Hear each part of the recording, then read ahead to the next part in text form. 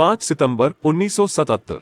यह वो दिन था जब टाइटन रॉकेट एक स्पेस प्रोब के साथ रवाना हुआ, जिसने इतिहास रचते हुए अपने नाम कई चीजें पहली बार दर्ज की। पहला ऐसा स्पेसक्राफ्ट जो इंटरस्टेलर स्पेस तक जा पहुंचा, उसका नाम था वॉयेजर 1। ये टाइटन द्वारा ले जाया गया पाथ ब्रेकिंग स्पेस प्रोब था। ये सिर्फ एक मैकेनिकल और इलेक्ट्रिकल चमत्कार नहीं था, बल्कि यह मानवता के साहस और दृढ़ता का प्रतीक भी रहा। यह आउटर स्पेस से हमारा ऐसा लिंक है जिसकी मदद से हमारे लिए वहां मौजूद हैरान कर देने वाली चीजों को देखना मुमकिन हो जाता है। यह आउटर प्लैनेट्स और उनके चंद्रमाओं का बारीकी से स्टडी करने वाले पहले स्पेसक्राफ्ट में से एक था। वॉयेजर 1 कई लोगों के दिलों के करीब है और इसने कई जनरेशंस को इंस्पायर किया है और वहां होने वाले सेलेस्टियल चमत्कारों से सबको हैरान कर रहा है। इतना ही नहीं, पिछले 46 सालों के लंबे वक्त के बाद भी यह आज भी अपना सफर जारी रखे हुए है। आज हम वॉयेजर 1 द्वारा की गई हैरतअंगेज खोजों को देखने के लिए एक खास सफर पर निकले हैं, जहां हम पता लगाएंगे कि फिलहाल वॉयेजर 1 क्या कर रहा है। क्या आप भी जानना चाहते हैं? तो चलिए हमारे साथ वॉयेजर 1 के इस हसीन सफर पर। दोस्तों, वॉयेजर 1 स्पेसक्राफ्ट को कई नई चीजों को खोजने का क्रेडिट हासिल हुआ है। गैस जायंट्स जुपिटर और सैटर्न के चंद्रमाओं की बड़ी बारीकी से इमेज बनाने वाला यह पहला स्पेस प्रोब था। इतना ही नहीं, जिन चीजों के बारे में हम जानते भी नहीं थे, उन्हें इस आकर्षक स्पेस प्रोब द्वारा खूबसूरती से उजागर किया गया। अपने सफर को आगे भी जारी रखते हुए वॉयेजर 1 ने हमारे सूरज के प्रभाव क्षेत्र को छोड़ दिया और 25 अगस्त 2012 को इंटरस्टेलर स्पेस में ये घुस गया। ऐसा करने वाला वो पहला स्पेसक्राफ्ट बन गया। वॉयेजर 1 स्पेसक्राफ्ट का एक्सटेंडेड मिशन अपने नाम की तरह बने रहना है और हमारे सौर मंडल की बर्फीली सीमाओं से आगे तक अपना सफर जारी रखना है, जिससे हमें वहां होने वाले चमत्कारों के बारे में जानकारी मिलती है। जनवरी 2024 तक वॉयेजर 1 हमसे 163 AU की दूरी पर है। उस दूरी पर यह इंसानों द्वारा बनाई गई अब तक की सबसे दूर की चीज है। आइए वॉयेजर 1 द्वारा की गई दिल को छू लेने वाली खोजों के जरिए अपने सफर की शुरुआत करें। नंबर 1, जुपिटर के रिंग्स और उसके मैग्नेटोस्फीयर का विस्तार। जनवरी 1979 में लॉन्च होने के 2 साल बाद वॉयेजर 1 जुपिटर पर पहुंचा।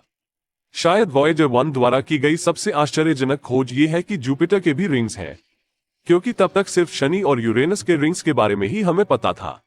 वॉयेजर 1 ने ही यह पता लगाया था कि जुपिटर के पास भी एक कमजोर रिंग सिस्टम है, हालांकि यकीनन हमारे रिंग वाले गहने शनि की तरह बड़े नहीं है। इसके अलावा जुपिटर का मैग्नेटोस्फीयर यह अंतरिक्ष का वो क्षेत्र है जहां जुपिटर का मैग्नेटिक फील्ड हावी है। ये सूरज के हीलियोस्फीयर के बाद हमारे सौर मंडल की दूसरी सबसे बड़ी संरचना यानी स्ट्रक्चर है। वॉयेजर 1 द्वारा इसकी बड़े पैमाने पर स्टडी की गई थी। वॉयेजर 1 ये पता लगाने वाला पहला प्रोब था जिसने बताया कि जुपिटर का मैग्नेटोस्फीयर कुछ जगहों पर शनि की ऑर्बिट तक फैला हुआ है। वॉयेजर 1 द्वारा कैप्चर किए गए जुपिटर के इस टाइम लैप्स सीक्वेंस में आप जुपिटर के वायुमंडल का बैंडेड स्ट्रक्चर देख सकते हैं, जिसमें बैंड विपरीत दिशाओं में आगे बढ़ रहे हैं, जिससे चारों तरफ तूफान पैदा हो रहा है। वॉयेजर 1 ने जुपिटर के रिंग्स के ठीक बाहर उसके 2 छोटे चंद्रमाओं अड्रास्टियर और मेटिस की भी खोज की, जिससे वे स्पेसक्राफ्ट द्वारा खोजे जाने वाले जुपिटर के पहले चंद्रमा बन गए। आज जुपिटर अपने पास कम से कम 95 चंद्रमा होने के लिए जाना जाता है। नंबर 2, जुपिटर के चंद्रमा आईओ पर ज्वालामुखी। पूरे वॉयेजर मिशन में जो सबसे बड़ी हैरान करने वाली बात सामने आई थी वो शायद जुपिटर के चंद्रमाओं में से एक आईओ पर ज्वालामुखीय गतिविधि यानी वोल्केनिक एक्टिविटी की खोज थी। ये पहली बार था जब पृथ्वी के अलावा किसी दूसरे सेलेस्टियल बॉडी पर सक्रिय ज्वालामुखी देखे गए थे। 2 वॉयेजर स्पेस प्रोब्स ने आपस में 9 ज्वालामुखियों के विस्फोट को रिकॉर्ड किया। वॉयेजर 1 अप्रैल 1979 तक जुपिटर के आसपास था और फिर शनि की ओर इसने अपना सफर शुरू किया। फिर सैटर्न सिस्टम की स्टडी करने के बाद साल 1981 में वॉयेजर 1 हमारे सौर मंडल के किनारे अपना सफर जारी रखने के लिए इक्लिप्टिक तल से बाहर आया, वो विमान जिसमें सभी ग्रह सूरज के चारों ओर घूमते हैं। नंबर 3, हल्का ब्लू डॉट। एक बार जब यह इक्लिप्टिक के तल से बाहर आ गया तो वॉयेजर 1 का प्लैनेटरी स्टडी फेज खत्म हो गया।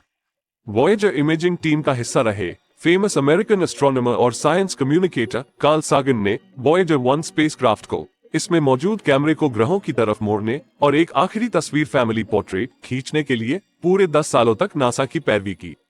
वॉयेजर 1 के कैमरे परमानेंटली स्विच्ड ऑफ होने से पहले की आखिरी इमेज असल में हमारे सौर मंडल का फैमिली पोर्ट्रेट था, जिसे 1990 में वैलेंटाइन डे पर लिया गया था, जिसमें वीनस, अर्थ, जुपिटर, सैटर्न, यूरेनस और नेपट्यून जैसे 6 ग्रह दिखते हैं।